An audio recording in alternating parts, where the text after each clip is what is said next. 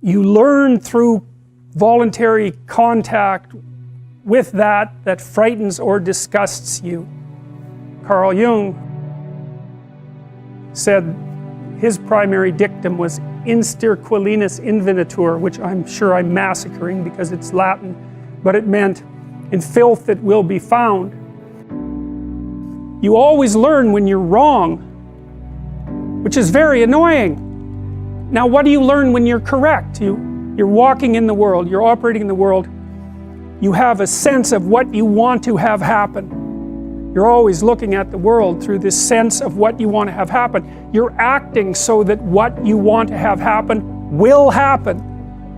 And when it happens, well, then you're happy because, well, first of all, you get what you want, and that's good, maybe, depending on what you want. But it's also good because if you get what you want when you act, then it turns out that your model of how to act is valid, right?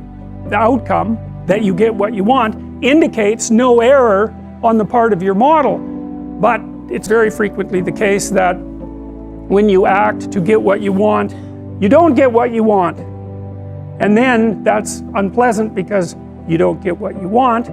But it's even more unpleasant because it brings with it the hint of a suggestion that the manner in which you're construing the world is incorrect at some indeterminate level.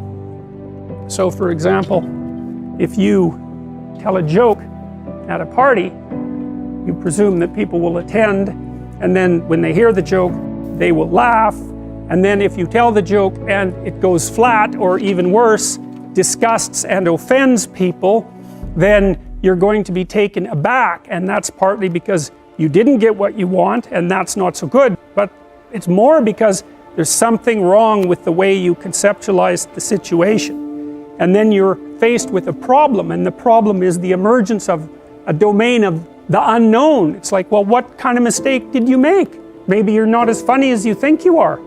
That could be a big problem. Maybe you're not around people who are the way you think they are. Maybe they don't like you as much as you thought they liked you. I mean, the potential for various paranoid thoughts of increasing severity to come welling up at you in a situation where you make even a trivial social mistake is quite broad. And when you make an error of that sort, you have to face it and sort through all the possibilities so that you can find out what it was that you did wrong and how to retool it so that in the future you don't make the same mistake. You have nothing to rely on in your life that's more crucial to your success as you move through life than your character and your personality. That's what you bring to every situation. And the more sophisticated you are in relationship to yourself and others, the more you understand people, the deeper you understand the nature of your own being, the more likely it is that you're going to proceed through your life in a manner that will make you pleased to exist rather than displeased to exist. As you interact with other people, you inevitably tell them what you want and what you don't want. When they give you what you want and what you admire, you respond positively to them, you pay attention to them, you smile at them, you focus your thoughts on them, you interact with them, and you reward them for acting in a particular manner. And when they don't respond the way that you want, then you punish them with a look, or by turning away, or by rejecting their friendship, or when you're a child, by refusing to play with them. And so we're engaged in the co-creation of personalities, our own and others. And that also brings up the same question. What is it that we are all collectively trying to be and trying to create?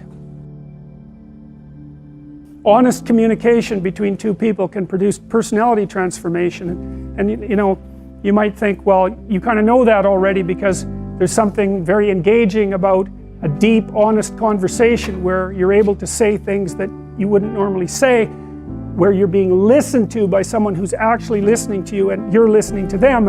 in the conversation, you're moving both of you further to a different point. That's different than a conversation where you're right and you're trying to convince me, or I'm right and I'm trying to convince you, which I would say is the typical conversation.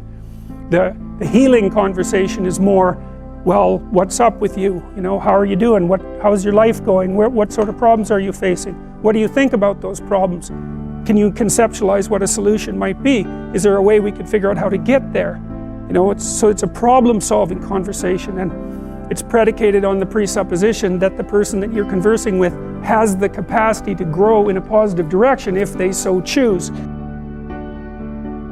There's lots of different places that you can act in the world, and there's lots of different ways you can look at it and survive. That's why you can be a plumber and a lawyer and an engineer, and those all work, right? Even though they're very different modes of being. And you can have different personalities and survive as long as you're capable of finding the place where your particular filters and behavioral proclivities match the demand of the environment. And a huge part, I would say, of successful adaptation is precisely that. I believe that you need to know what the world is made of, and I suppose that's the proper domain of science, but then you need to know how to act. And that's a whole different thing.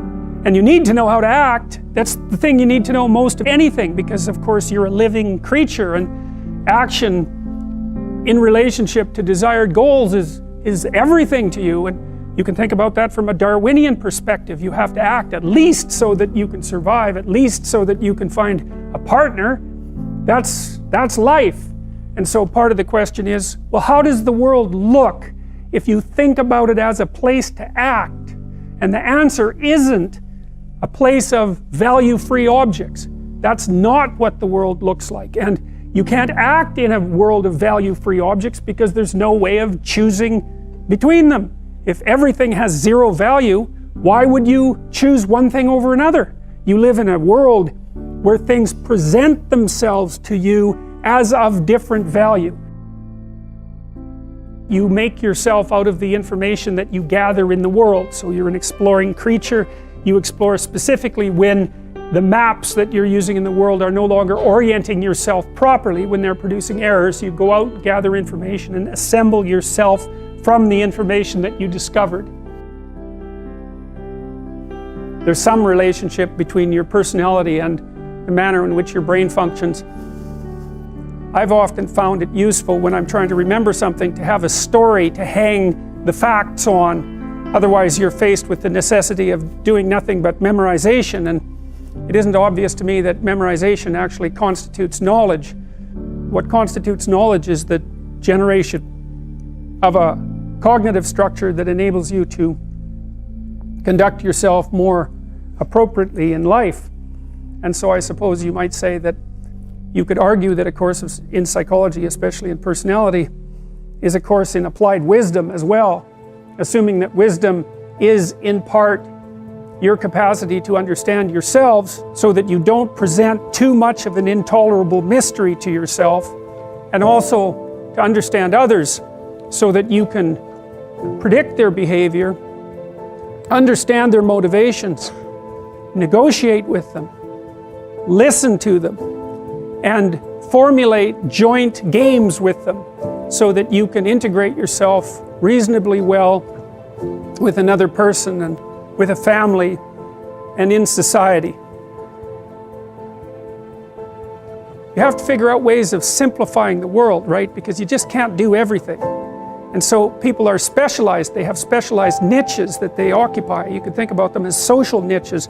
A niche is a place where your particular skills would serve to maintain you. And so if you're extroverted, you're going to look for a social niche because you like to be around people. And if you're introverted, you're going to spend much more time on your own. And so if you're an introverted person, for example, you're going to want a job where you're not selling and where you're not surrounded by groups of people who are making social demands on you all the time, because it'll wear you out. Whereas if you're extroverted, that's just exactly what you want. And so the extrovert sees the world as a place of social opportunity, and the introvert sees the world as a place to retreat from and spend time alone.